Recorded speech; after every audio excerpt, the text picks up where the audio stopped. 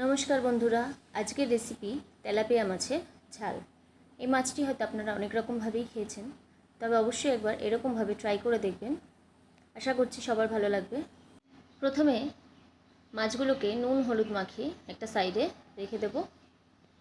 এরপর কড়াইয়ে তেল দিয়ে গরম করতে দেব।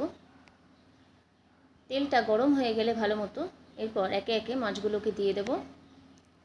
দিয়ে এপিট ওপিট মাছগুলো ভালো করে ভেজে নিয়ে একটা পাত্রের মধ্যে তুলে রেখে দেব।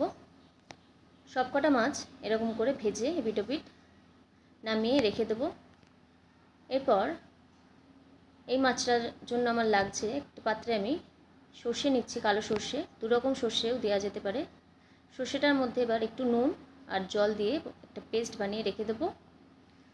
এবার কড়াইয়ের মধ্যে তেল দিয়ে গরম করে তেলটা এর মধ্যে কালো জিরে শুকনো লঙ্কা ফোড়ন দিয়ে এর মধ্যেই তেলের মধ্যেই হাফ চামচ হলুদ গুঁড়ো, হাফ চামচ শুকনো লঙ্কার গুঁড়ো, 1 চামচ মতো কাঁচা লঙ্কা বাটা, নুন স্বাদের জন্য আর একটু জিরে গুঁড়ো দিয়ে ভালো করে মশলাটাকে প্রথমে একটু কষিয়ে নেব।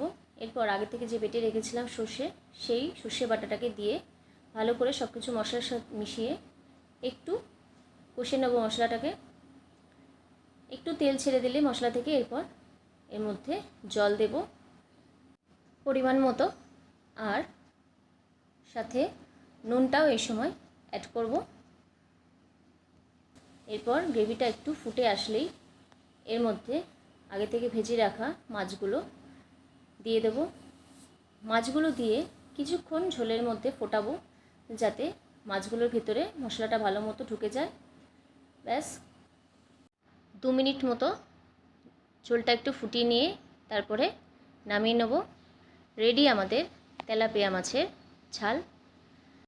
করতেও বেশি সময় লাগে না, কিন্তু খেতে হয় একদম দুর্দান্ত। গরম গরম ভাতের সাথে কিন্তু এই রেসিপিটা একদম জমে যাবে। অবশ্যই ট্রাই করবেন এরকমভাবেই মাছের রেসিপিটি। ভালো লাগলে লাইক, শেয়ার এবং সাবস্ক্রাইব করে দেবেন। নমস্কার।